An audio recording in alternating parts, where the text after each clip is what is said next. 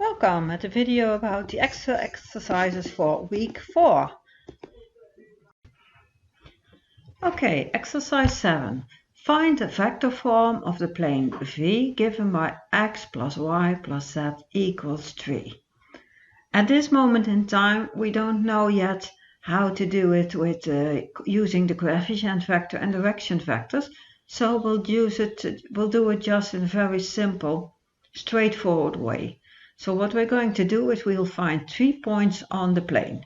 So A, for instance, would be 1, 1, 1. B would be 3, 0, 0. And let's make a point C, 1, 2, 0. So now we have 3 different points on the plane. If we want to have a vector form, then it's given with x, y, z, being some starting point, just take one of the 3 points, plus 2 direction vectors. Okay, and for the 2 direction vectors, we just choose a movement from one point to the other.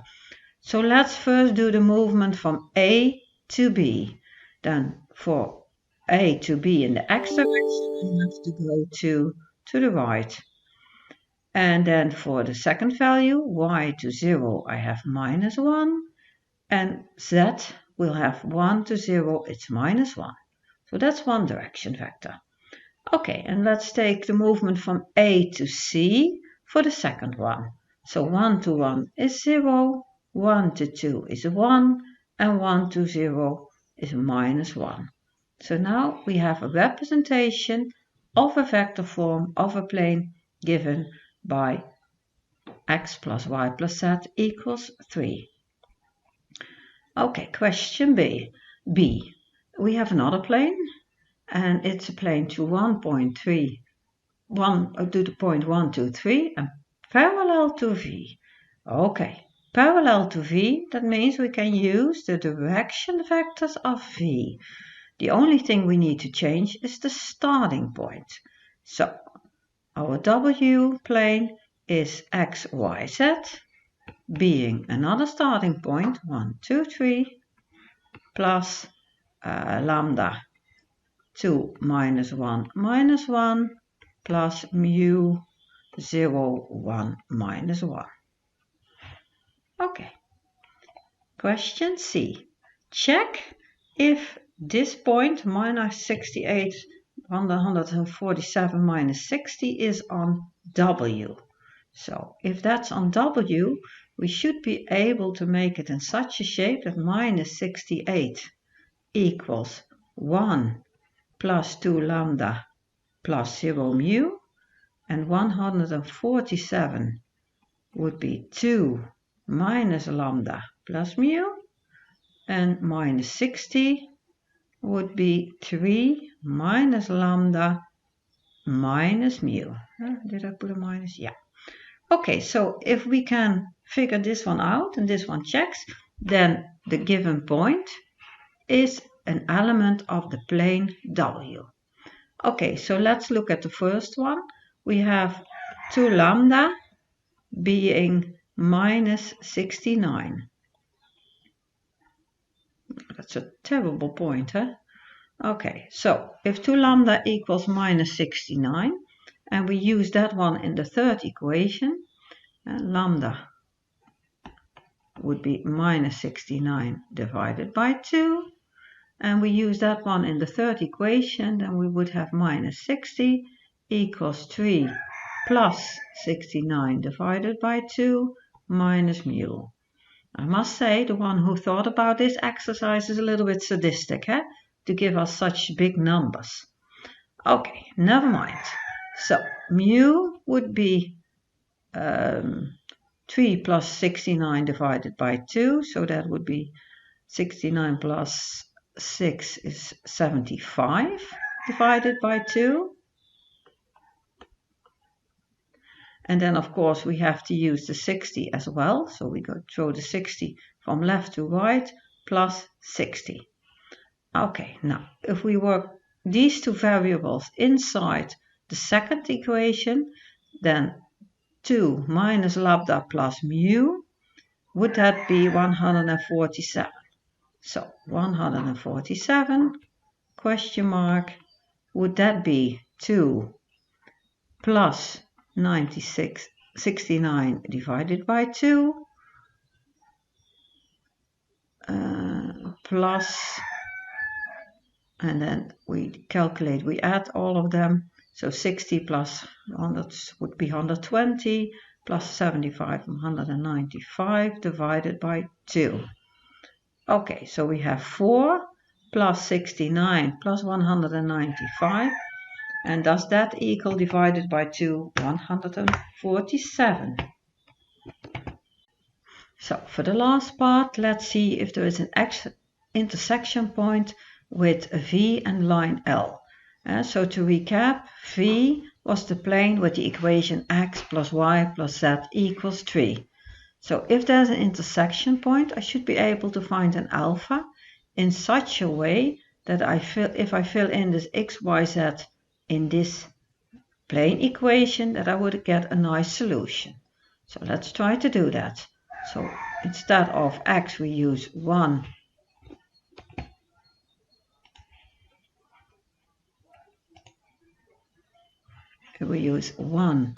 plus 2 alpha, and instead of the y, minus 2 minus alpha, and instead of the z, plus 1 plus alpha, and that should be 3.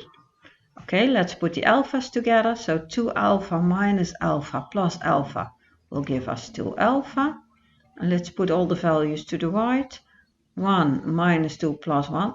That's 0. That's easy. So 2 alpha is 3. So that means alpha is 3 divided by 2. Okay, so then what would be the intersection point? So x, y, z would be, just fill in the alpha in the line. So that would give us 1 plus 6 divided by 2. So that would give us 4. For the y one, it would give us minus 2 minus 3 divided by 2. So that would be minus 7 divided by 2. And for the z one, it would be 1 plus 3 divided by 2. So that would be 5 divided by 2. Okay, let's just check whether indeed this is a point on the plane. So we just fill in the x, y, z into the equation. So 4 minus 7 divided by 2 plus 5 divided by 2 would be 8 divided by 2 minus 7 divided by 2 plus 5 divided by 2. So that would be 1 plus 5 is 6 divided by 2, which is 3. And indeed, if we look at the equation, the corresponding value should be 3. So this one, x, y, z being 4 minus 7 divided by 2, 5 divided by 2, is a perfect intersection point of the line L with the plane. Okay, let's continue with the languages section. So week 4, exercise 5. So we have a language consisting of the words W, where W begins with an A and ends in a B. So begins in an A and ends in the B. And find a regular expression. Okay, so a regular expression would be begins with an A, ends with a B, and we don't mind what's in the middle. So that would be A or B, star.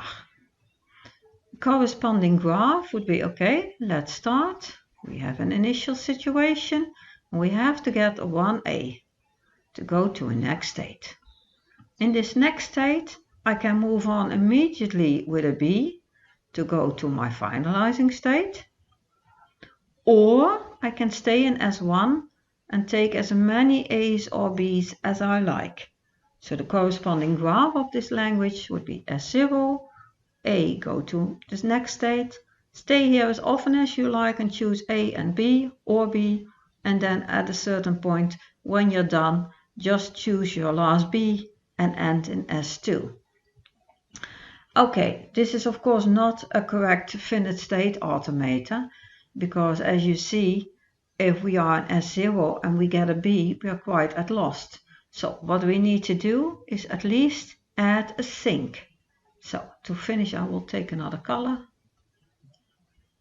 To make it into a finite state machine, for this one here, I should create a sink. Let's call it X as X. And if I get a B here, then we go to the sink and we stay there forever. And we have no option to end anymore. Okay, do we have a second problem? If we are in S1 and we get a B, I could either go on to S2 and finish, or go back to S1 with an A. So we need to figure out how this should be solved. And so if we're in S1 and we get a B, we don't know what to do. So what I would suggest is we drop the B in this position here. So we don't choose this one. If I get an A, I stay in S1. If I get a B, I go to S2.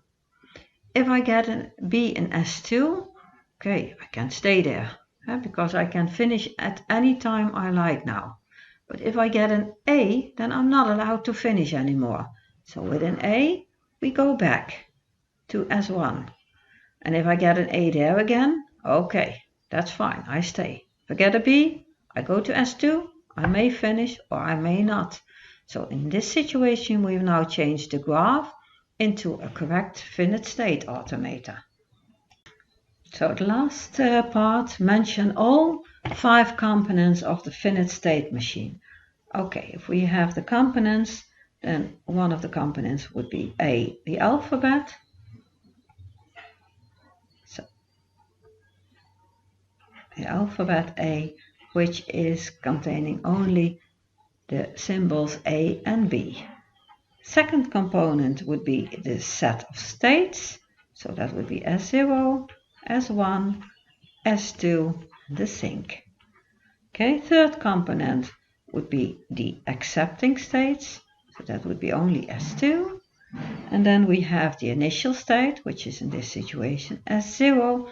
And we have the table. So for the table, let's make a clean sheet. So the finite state table would be one with 4 rows, because we have 4 states, S0, S1, S2, and the sink. And we have 2 columns, A and B, because we have 2 elements there. So if we're in S0 and we get an A, we go to S1. If we get a B, we go to the sink. If we're in S1 and we get an A, we stay in S1. And if we get a B, we go to S2. If we are in S2 and we get an A, we go back to S1. And with a B, we stay in S2. And in the sink, of course, if we're there, we will always stay there. Okay, this concludes the exercises of week 4. See you again for the exercises of week 5.